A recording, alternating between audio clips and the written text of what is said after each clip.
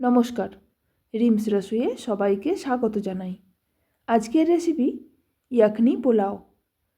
এইভাবে যদি পোলাওটা বানান তাহলে পোলাওটা একদম ঝরঝরে হবে আর মাংসটাও খুব সুন্দরভাবে সিদ্ধ হয়ে যাবে। তো দেখে নিন কীভাবে বানাই।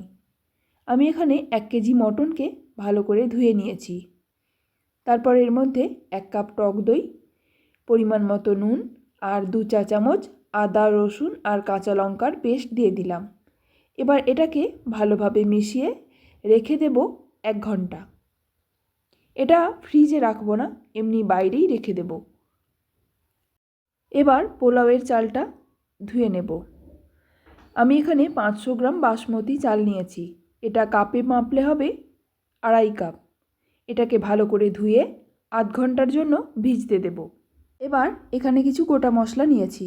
1.5 চা চামচ গোলমরিচ, 2 চা চামচ ধনে, 2 চা চামচ মৌরি, 1.5 চা চামচ জিরে, 1.5 চা চামচ সাজিরে, 5টা ছোটো এলাচ, একটা তেজপাতা, 1 টুকরো দারচিনি, একটা স্টার অ্যানিস আর একটা বড় এলাচ নিয়েছি। এবার প্রেসার কুকারে 2 টেবিল চামচ ঘি দিয়ে দেব। ঘিটা গরম হয়ে গেলে সব গোটা মশলাগুলো দিয়ে দেব। মশলাগুলো দেওয়ার পর 2 মিনিট মতো নাড়াচাড়া করে ভেজে নেব। তারপর এর মধ্যে দিয়ে দেব একটা বড় সাইজের পেঁয়াজ কুচি।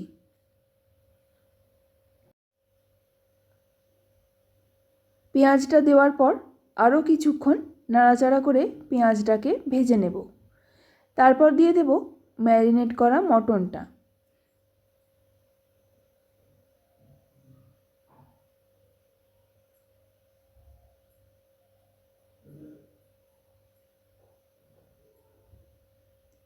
মটনটা দেওয়ার পর হাই ফ্লেমে 2 থেকে 3 মিনিট নাড়াচাড়া করব।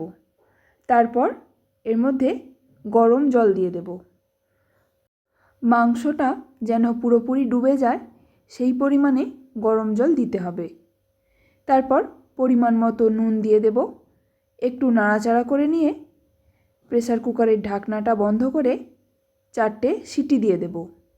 মটনটা 90% সিদ্ধ করে নিতে হবে। মাংস সিদ্ধ হয়ে গেছে। এবার ঝোল আর মাংসটা আলাদা করে নেব। মাংস আলাদা করে নেওয়ার পর ঝোলটাকে আমি ছেঁকে নিয়েছি। এই ঝোলটাকে বলে ইয়াখনি। এই ঝোলের মধ্যেই পোলাওটা সিদ্ধ হবে। পোলাওটা যেই পাত্রে বানাবো সেটা গ্যাসে বসিয়ে তাতে 2 টেবিল চামচ ঘি গরম করতে দেব। ঘিটা গরম হয়ে গেলে গোটা গরম মশলা আর 1/2 চা চামচ সাজিরে ফোড়ন দিয়ে দেব। ফোড়নটা একটু নাড়াচাড়া করে নিয়ে এর মধ্যে একটা বড় সাইজের পেঁয়াজ কুচি দিয়ে দেব। এরপর পেঁয়াজটাকে লাল করে ভেজে নেব। পেঁয়াজটা লাল করে ভাজা হয়ে গেছে। এবার এর মধ্যে 2 চা চামচ আদা রসুন আর কাঁচা লঙ্কার পেস্ট দিয়ে দেব। তারপর আদা রসুনের পেস্টটাকেও ভালো করে কষিয়ে নেব। মশলা কষানো হয়ে গেলে হাই ফ্লেমে মটনটা দিয়ে 2 থেকে 3 মিনিট একটু ভেজে নেব। তারপর এর মধ্যে যে ইয়াখনিটা বানিয়ে রেখেছিলাম সেটা দিয়ে দেব। আমি 2.5 কাপ চালের জন্য 3.5 কাপ ইয়াখনি নিয়েছি। মানে 500 গ্রাম চালের জন্য 900 ml ইয়াখনি নিয়েছি। এরপর পরিমাণ মতো নুন দিয়ে একটু নাড়াচাড়া করে নেব। তারপর ভিজিয়ে জল ঝরিয়ে রাখা চালটা দিয়ে দেব। এরপর নাড়াচাড়া করে খুব ভালোভাবে মিশিয়ে নেব। তারপর গ্যাসের ফ্লেমটাকে একদম লোতে রেখে ঢাকা দিয়ে 15 মিনিট রান্না করে নেব। আর ঢাকনার গায়ে যে হোলটা আছে ওটা একটা কাগজ দিয়ে বন্ধ করে দেব। 15 মিনিট পর ঢাকনাটা খুলে এর মধ্যে 1 চা চামচ গরম মশলার গুঁড়ো, 2 চা চামচ ঘি আর 4টে চেরা কাঁচা লঙ্কা দিয়ে দেব। তারপর আবারও ঢাকা দিয়ে 5 মিনিট রান্না হতে দেব। 5 মিনিট পর গ্যাসের ফ্লেমটা বন্ধ করে দিয়ে ঢাকা দিয়েই রেখে দেব আরও 10 মিনিট। 10 মিনিট পর সার্ভ করে দেব। তৈরি হয়ে গেল ইয়াখনি পোলাও। দেখুন কতটা সুন্দর আর ঝরঝরে তৈরি হয়েছে।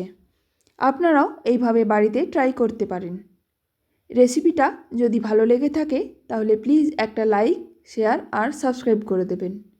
শেষ পর্যন্ত ভিডিওটি দেখার জন্য অসংখ্য ধন্যবাদ।